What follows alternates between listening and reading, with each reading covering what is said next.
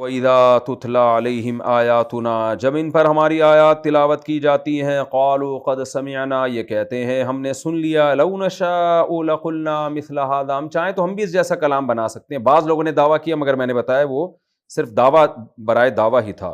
إِنْ هَذَا إِلَّا أَسَاطِيرُ الْأَوَّلِينَ، نہیں ہے یہ قرآن مگر پرانے لوگوں کے قصے، کیونکہ موسیٰ علیہ السلام، صالح علیہ السلام، یہ سارے واقعات عرب اپنے باپ دادا سے بھی سنتے چلے آتے تھے، اور یہود و نصارہ میں بھی تھے، تو قرآن انہی واقعات کو بیان کرتا ہے تو کہتے ہیں یہ تو پرانے واقعات ہیں۔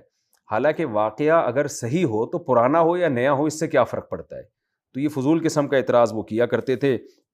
وَإِذْ قَالُوا اللَّهُمَّ، اور ایک اور بدبختی قرآن ان کی بیان کر رہا ہے، وَإِذْ قَالُوا، اور اس وقت کو بھی یاد کرو جب انہوں نے کہا، اللَّهُمَّ إِنْ كَانَ هَذَا هُوَ الْحَقَّ مِنْ عِنْدِكَ، اے اللہ اگر یہ کلام برحق ہے تیری طرف سے ہے۔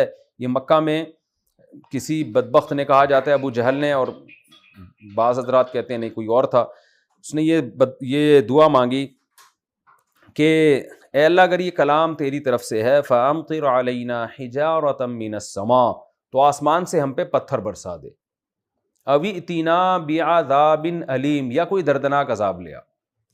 تو یہ بھی کیسی بدبختی کی بات ہے کہ یوں دعا مانگو کہ اے اللہ اگر یہ کلام برحق ہے، واقعی تیرا کلام ہے، محمد صلی اللہ علیہ وسلم سچے نبی ہیں، تو تو ہمیں ہدایت کی توفیق دے دے۔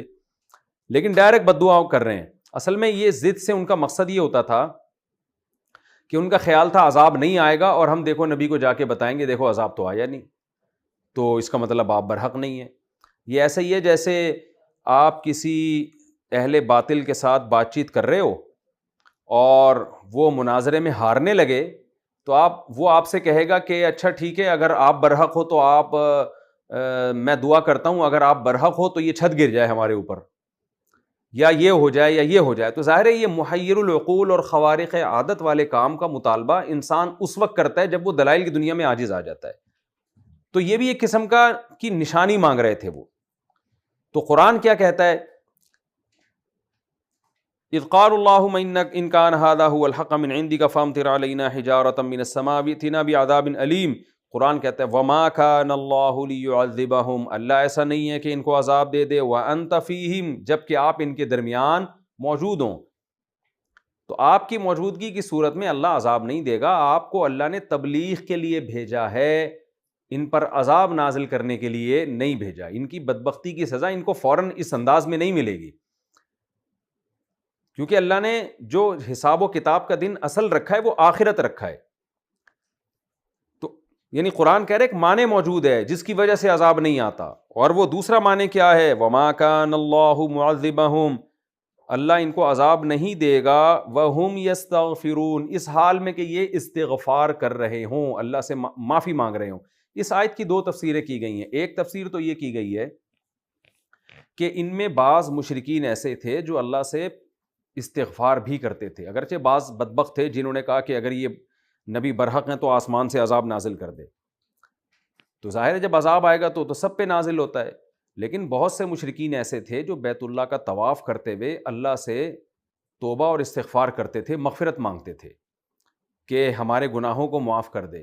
اور کافر کی دعا دنیا کے حق میں دنیا کی حد تک قبول ہوتی ہے، اگرچہ کافر کے لیے آخرت میں حصہ نہیں ہے، لیکن اگر وہ اللہ سے دنیا مانگتا ہے تو دنیا کی حد تک اس کی دعا قبول ہو سکتی ہے۔ تو اللہ کہتے ہیں کہ ان میں کچھ لوگ استغفار کرتے ہیں، توبہ کرتے ہیں، تو ایسا نہیں ہے کہ اللہ کوئی قوم توبہ کر رہی ہو، استغفار کر رہی ہو اور اللہ اس کو عذاب دے دے۔ ٹھیک ہے کچھ بدبخت تو ایسے ہیں جو عذاب مانگ رہے ہیں، لیکن کچھ ایسے بھی ہیں ان میں جو استغفار کرتے ہیں، اور عین ممکن ہے ایسے لوگ بھی ہوں جو اللہ سے دعا مانگتے ہوں کہ اللہ اگر اسلام برحق ہے تو ہمارے دلوں کو کھول دے، اس وقت تک ہمیں عذاب نہ دینا۔ یہ بھی ممکن ہے، اس آیت میں یہ بھی ہو سکتا ہے اس طرح کے لوگ بھی داخل ہوں کہ کچھ کافر یہ کہتے ہوں کہ اے اللہ اگر محمد صلی اللہ علیہ وسلم برحق ہیں تو آپ کا برحق ہونا ہمیں سمجھا دے، اور اس وقت تک ہمیں عذاب میں مبتلا نہ کر جب تک ہمیں پورے طور پر سمجھ میں نہ آ جائے۔ تو یہ بھی استغفار کی ایک صورت ہے۔ ایک تفسیر تو اس کی یہ کی گئی ہے کہ کچھ کافر استغفار کیا کرتے تھے۔ دوسری تفسیر یہ کی گئی ہے کہ اللہ ان کو عذاب سے بچنے کا طریقہ بتا رہے کافروں کو۔ وہ اللہ ان کو گویا یوں کہہ رہا ہے کہ تم جو اللہ سے دعائیں مانگ رہے ہو نا کہ اللہ اگر نبی برحق ہیں، یہ قرآن تیری طرف سے ہے تو ہم پہ آسمان سے پتھر برسا دے، تو اللہ کہہ رہا ہے جیسے نبی کی موجودگی میں عذاب نہیں آتا، اسی طرح یہ توبہ استغفار کریں تو بھی عذاب نہیں آئے۔ تو ان کو ترغیب دی جا رہی ہے کہ تم اللہ سے یوں دعا نہ مانگو کہ عذاب آئے، بلکہ یہ مانگو کہ اے اللہ عذاب نہ آئے۔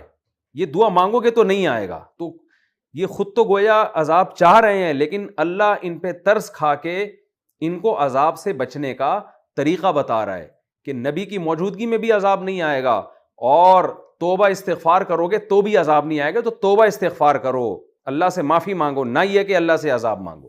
دونوں تفسیریں کی گئی ہیں، دونوں ٹھیک ہیں۔ آگے اللہ فرماتے ہیں وَمَا لَهُمْ أَلَّا يُعَذِّبَهُمُ اللَّهُ، ان کو کیا ہو گیا کہ اللہ ان کو عذاب نہ دے؟ کیا مطلب؟ دو وجہ سے عذاب نہیں آ رہا، نبی موجود ہیں یا یہ استغفار بھی کر رہے ہیں۔ حقیقت یہ ہے کہ ان میں عذاب کے استحقاق، یعنی استحقاق تھوڑا گاڑا لفظ ہے، یہ عذاب کے حقیقت میں اہل ہیں، اس کی اہل ہونے کی ساری وجوہات ان میں پائی جاتی ہیں۔ یعنی جو قوم شرک کرتی ہے تو اس میں اللہ کے غضب کے نازل ہونے کی وجہ تو پائی جاتی ہے، تو وجہ ان میں پائی جاتی ہے تو اللہ ان کو کیوں عذاب نہیں دے گا؟ تو علماء نے بیان کیا ہے کہ یا پہلے والے عذاب سے مراد ہے کہ ایسا عذاب جو ان کا خاتمہ کر دے، وہ تو نازل نہیں ہوگا، اس میں حکمتیں اللہ تعالیٰ کی، لیکن ایسا عذاب جو ان کو ان کی تنبیہ کا ذریعہ بنے یا دنیا میں سزا کا ذریعہ بنے، وہ والا عذاب ان پر آتا رہے گا، جیسے بدر میں آیا اور اس کے بعد جنگوں میں آیا، وہ سسٹم چلتا رہے گا، وہ عذاب آتے رہیں گے۔ اس لیے قرآن کہتے ہیں وَمَا لَهُمْ أَلَّا يُعَذِّبَهُمُ اللَّهُ، ان کو کیا ہو گیا کہ اللہ ان کو عذاب نہیں دے۔ وَهُمْ يَصُدُّونَ عَنِ الْمَسْجِدِ الْحَرَامِ، جبکہ یہ لوگ تو مسجد حرام سے روکتے ہیں۔ تو یہ مسجد حرام میں مسلمانوں کو مکہ میں نماز نہیں پڑھنے دیتے تھے، پھر صلح حدیبیہ میں انہوں نے مسجد حرام میں آنے سے روکا، تو ان میں تو عذاب کی ساری وجوہات پائی جاتی ہیں، اور مسجد حرام سے روکنا مشرکین کی نظر میں بھی گناہ تھا، اس لیے قرآن نے اس گناہ کا تذکرہ کیا۔ یعنی کچھ جرم ایسے ہوتے ہیں نا جو کافر بھی مانتا ہے کہ بھئی یہ تو ہم بھی مانتے ہیں کہ جرم ہے، تو مشرکین مکہ کو ناز تھا کہ پوری روئے زمین میں سب سے افضل ترین گھر بیت اللہ، اس کی چابیاں ہمارے پاس ہیں، ہم لوگوں کو پرمیشن دیتے ہیں کہ آئیں اور اللہ کے گھر کا طواف کریں، اور اس گھر سے لوگوں کو روکنا، یہ ہمارا گھر نہیں ہے، یہ اللہ کا گھر ہے، اس سے لوگوں کو روکنا یہ بہت بڑا جرم ہے۔ یہ بات تو مشرکین بھی مانتے تھے۔ تو قرآن کہہ رہا ہے کہ ان کے نظریے کے مطابق بھی یہ لوگ عذاب کے مستحق ہیں، عذاب کے مستحق ہیں۔ چھوٹا عذاب ان پر آئے گا جس کا اگلی آیت میں تذکرہ آ رہا ہے، بڑا عذاب نہیں آتا، اس کی وجہ ہم نے بتا دی، لیکن حقیقت میں چاہے چھوٹا ہو یا بڑا ہو، یہ بہرحال عذاب کے مستحق ہیں یہ لوگ۔ تو یہ اس خوش فہمی میں نہ رہیں کہ یہ جو انہوں نے دعا مانگی ہے کہ ہم پہ آسمان سے پتھر برسیں، اور پتھر پھر بھی نہیں برس رہے، تو یہ اس خوش فہمی میں نہ رہیں کہ اللہ ان سے خوش ہو گیا ہے یا ان کا مذہب برحق ہے، اس خوش فہمی میں نہ رہیں، حقیقت میں عذاب کے یہ لوگ بہرحال مستحق ہیں۔ تو قرآن کہتا ہے وَمَا لَهُمْ أَلَّا يُعَذِّبَهُمُ اللَّهُ، ان کو کیا ہو گیا کہ اللہ ان کو عذاب نہ دے۔ وَهُمْ يَصُدُّونَ عَنِ الْمَسْجِدِ الْحَرَامِ، جبکہ یہ لوگ مسجد حرام سے روکتے ہیں۔ وَمَا كَانُوا أَوْلِيَاءَهُ، اور یہ حقیقت میں مسجد حرام کے دوست یعنی متولی نہیں ہیں، اپنے آپ کو سمجھتے تو ہیں لیکن حقیقت میں نہیں ہیں۔ کیوں نہیں ہیں؟ ان اولیاءہ الا المتقون، مسجد حرام کے اولیاء متولی حقیقت میں پرہیزگار لوگ ہیں جو اللہ سے ڈرتے ہیں، اور ظاہر ہے جو اللہ سے ڈرتا ہے وہ اللہ کے ساتھ کسی کو شریک نہیں کرتا۔ تو اللہ بتاتے ہیں اصل متولی تو محمد صلی اللہ علیہ وسلم اور صحابہ ہیں، تو تم جو اس پہ فخر کرتے ہو کہ ہم مسجد حرام کے متولی ہیں، فخر بھی غلط ہے۔ وَلَٰكِنَّ أَكْثَرَهُمْ لَا يَعْلَمُونَ، لیکن ان میں اکثر لوگ نہیں جانتے۔ اب اللہ کہتے ہیں یہ مسجد حرام کے اپنے آپ کو بڑا سمجھتے ہیں اور لوگوں کو آنے سے روکتے ہیں، لیکن ان کی حرکتیں مسجد حرام میں ہیں کیا، وہ بیان کی جاتی ہیں۔ وَمَا كَانَ صَلَاتُهُمْ عِندَ الْبَيْتِ، نہیں ہے ان کی نماز بیت اللہ کے قریب مگر کیا، إِلَّا مُكَاءً وَتَصْدِيًا، سیٹیاں بجانا اور تالیاں بجانا۔ کیا مطلب؟ وہاں بیٹھ کے بھی شرارتیں کرتے ہیں، مسجد حرام کا تقدس نہیں ہے۔ یہ مطلب نہیں ہے کہ وہ سیٹیوں اور تالیوں کو نماز سمجھتے ہیں، بلکہ یہ ایسے ہی ہے جیسے کوئی آدمی مسجد میں کچھ شرارتی لڑکے آتے ہوں اور آ کے بیٹھ کے گپے مارتے ہوں، تو پھر ایک دن امام صاحب نے دروازہ بند کر دیا، ان کو آنے نہیں دیا جا رہا، تو وہ کہتے ہیں آپ نماز سے لوگوں کو روک رہے ہو۔ تو امام صاحب ایسے موقع پہ کیا طعنہ دیتے ہیں کہ بھئی تم مسجد میں آتے ہو، تمہاری نماز جو ہے نا وہ گپ شپ ہے، گپے ہیں تمہاری نماز۔ تو مطلب یہ کہ جو نماز جو پڑھنی ہوتی ہے وہ تو پڑھتے نہیں، گپے مار کے چلے جاتے ہو۔ تو ایسے موقع پہ امام یا انتظامیہ کیا کہتی ہے، بھئی تمہاری تو نماز مسجد میں ہمیں پتہ ہے کیا ہے، تمہاری نماز ہے ادھر ادھر کی گپ شپ۔ تو وہاں بھی مسجد حرام میں یہ لوگ سیٹیاں بجانا، تالیاں بجانا، یہ کام کیا کرتے تھے جو مسجد حرام کا تقدس اس کا خیال نہیں تھا، اس لیے قرآن نے کہا کہ یہ لوگ متولی ہیں نہیں، یہ اس کے لائق نہیں ہے کہ ان کو مسجد حرام کا نظام ان کے ہاتھ میں دیا جائے۔ کیوں؟ ان کی نماز بیت اللہ کے قریب نہیں ہے سوائے سیٹیوں کے اور تالیوں کے۔ فذوقوا العذاب، پس عذاب کا مزہ چکھو، بما کنتم تکفرون، اس کفر کی وجہ سے جو تم کرتے ہو۔ وہ عذاب کیا ہے؟ جو وقتاً فوقتاً آتا رہے گا، ایک تو بدر میں آگے اور اس کے علاوہ بھی آتا رہے گا۔ ان الذین کفروا ينفقون اموالهم لیصدوا عن سبیل اللہ، اللہ اہل ایمان سے خطاب کر رہے ہیں کہ دیکھو کافر اپنا کام کرتا رہے گا تمہیں اللہ کے راستے سے روکنے کے لیے، کیونکہ میں نے بتایا سورہ انفال کا پوری صورت جہاد سے متعلق ہے، آگے سورہ توبہ بھی، اور جہاد میں سب سے زیادہ ضرورت مال خرچ کرنے کی ہوتی ہے۔ آپ کو پتہ ہے جتنے بھی دنیا میں کنٹریز ہیں ان کا اپنے دفاع پہ بجٹ کا بہت بڑا حصہ خرچ ہوتا ہے، کیونکہ اپنی قوم کا دفاع کرنا، اس کے لیے فوج، اس کے لیے اسلحہ، اس کے لیے ٹریننگ، بہت زیادہ یعنی ایک بہت بڑا حصہ خرچ ہوتا ہے۔ تو جب تک عوام اس میں تعاون نہ کرے، اہل اسلام تعاون نہ کریں، یہ ہو نہیں سکتا۔ تو اللہ تعالیٰ اہل ایمان کو کہہ رہے ہیں کہ تم جو اللہ کے راہ میں لڑتے ہو نا، تو اللہ تعالیٰ تم سے پیسہ بھی مانگتے ہیں، زخمیوں کا علاج بھی کرنا ہے، بیواؤں کا خیال بھی کرنا ہے، پھر جو یتیم ہوں گے مجاہدین ان کی اولادوں کا خیال بھی، ان تمام چیزوں کے لیے پیسہ چاہیے۔ تو اللہ کہتے ہیں اگر تم پیسہ خرچ نہیں کرتے تو خوب سمجھ لو کافر بہرحال اسلام کو ختم کرنے کے لیے پیسہ خرچ کرتا ہے۔ تو کافروں کو بھی دھمکی دی جا رہی ہے کہ جو پیسہ تم اسلام کے خلاف خرچ کر رہے ہو، حق کے خلاف خرچ کر رہے ہو، قیامت کے دن یہ تمہارے لیے حسرت اور افسوس کا سبب بنے گا، اور اس پیسے سے تم غالب آنے والے نہیں ہو، پھر بھی تم مغلوب ہو جاؤ گے، غالب اہل ایمان ہی آئیں گے۔ قرآن کہتا ہے ان الذین کفروا، بے شک وہ لوگ جو کافر ہیں، ينفقون اموالہم، اپنے مالوں کو خرچ کرتے ہیں، لیصدوا عن سبیل اللہ، تاکہ لوگوں کو اللہ کے راستے سے روکیں، فسینفقونہا، ان قریب یہ خرچ کریں گے، ثم تکون علیہم حسرۃ، یہ خرچ کرنا پھر ان کے خلاف افسوس اور حسرت کا سبب بن جائے گا، یعنی قیامت کے دن۔ دنیا میں بھی بنے گا کہ جب ان کی جو کوششیں رائگاں جائیں گی، دیکھ لینا آج بھی دنیا میں بعض کنٹریز ایسے ہیں جہاں اسلام کو ختم کرنے کے لیے کفر نے پورا زور لگا دیا، لیکن خائب و خاسر ہو کر رسوا ہو کے لوٹے ہیں۔ تو اللہ کہہ رہے ہیں کہ تم خرچ کرو گے، لیکن یہ خرچ کرنا تمہارے لیے افسوس کا سبب بنے گا، ثم یغلبون، پھر الٹا تم مغلوب ہو جاؤ گے۔ والذین کفروا الی جہنم یحشرون، یہ تو دنیا کا عذاب تھا، آخرت میں کیا ہوگا؟ جو کافر ہیں ان کو جہنم کی طرف جمع کیا جائے گا۔ کیوں؟ اے اللہ تو آخرت میں جو نافرمان تھے ان کو جہنم میں، اور اہل ایمان کو جنت میں کیوں لے کر جائے گا؟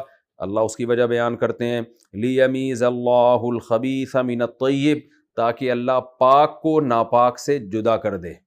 دنیا میں پاک لوگ اور ناپاک لوگ سب مکس رہتے ہیں۔